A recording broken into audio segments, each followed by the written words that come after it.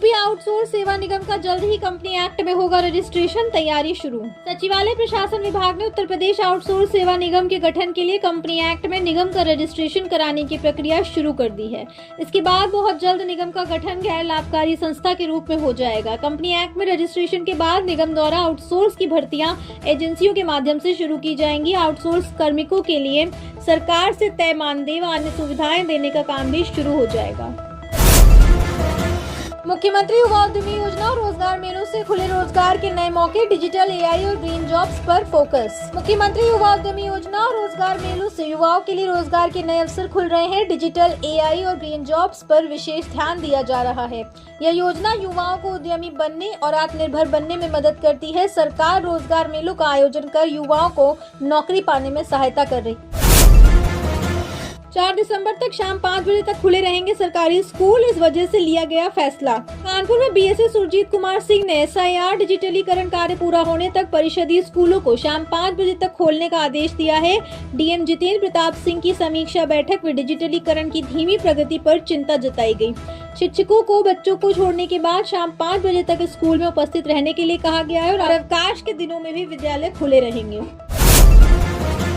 उत्तर प्रदेश में e learning और IT course से जुड़ रही दिव्यांग महिलाएं, साल 2026 तक सभी को डिजिटल साक्षर बनाने का लक्ष्य।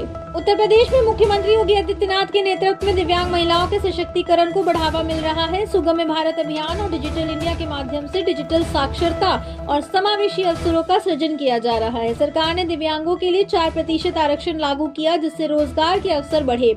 2026 तक सभी दिव्यांग महिलाओं को डिजिटल साक्षर बनाने का लक्ष्य है। यूपी में सड़क निर्माण की नई तकनीक, अब रेडीमेड ब्लॉक से बनेंगे रोड, ट्रैफिक पर भी नहीं लगेगा लगाम। उत्तर प्रदेश में अब सड़क निर्माण में बड़ा बदलाव हुआ है। यहाँ रोड अब रेडीमेड ब्लॉक से बनेगी। आईआईटी कानपुर के साथ मिलकर उत्तर प्रदेश के लोक निर्माण विभाग अब आरसीसी सड़क निर्माण के लिए एक नई तकनीक पर काम कर रहा है।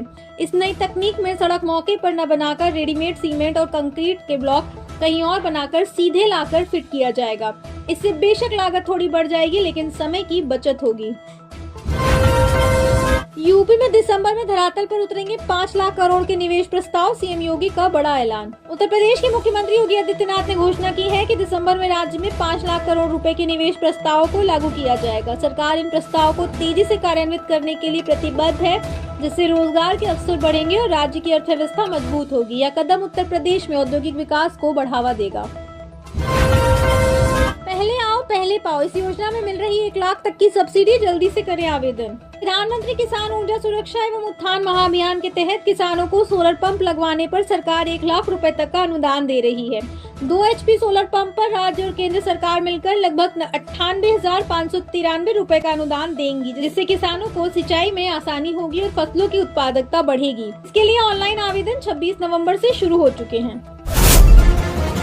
लखनऊ में ई रिक्शा के रजिस्ट्रेशन को लेकर बड़ी खबर, कोर्ट ने निरस्त कर दिया यह अहम आदेश। इलाहाबाद हाईकोर्ट की लखनऊ पीठ ने राजधानी में ई रिक्शा के पंजीकरण के लिए लखनऊ का स्थानीय निवासी होने की अनिवार्य शर्त संबंधी आदेश को निरस्त कर दिया है। अदालत ने कहा है कि ऐसी शर्त समानता, व्यवसाय की स्वतंत्रता व जीवन के मौलिक अधिकारों का स्पष्ट उल्लंघन है। यह आदेश न्यायमूर्ति शेखर बी सराफ व न्यायमूर्ति बृजराज सिंह की खंडपीठ ने अजीत यादव की याचिका समेत 4 याचिकाओं पर सुनवाई के पश्चात पारित किया।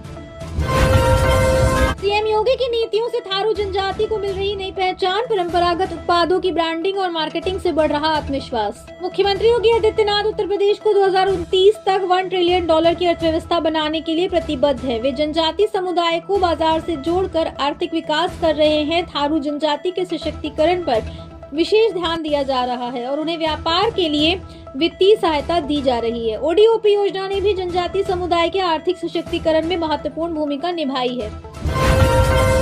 योगी सरकार की पारदर्शी नीतियों से राज्य के किसान खुशहाल, 48 घंटे में 2131 करोड़ से ज्यादा का हुआ भुगतान। उत्तर प्रदेश में योगी आदित्यनाथ सरकार की पारदर्शी नीतियों से किसान खुशहाल है। हाल ही में 48 घंटों के भीतर किसानों को 2131 करोड़ रुपए से अधिक का भुगतान किया गया।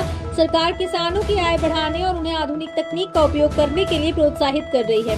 किसानों के कल्याण के लिए कई योजनाएं शुरू की गई है, जिससे राज्य में समृद्धि आई है।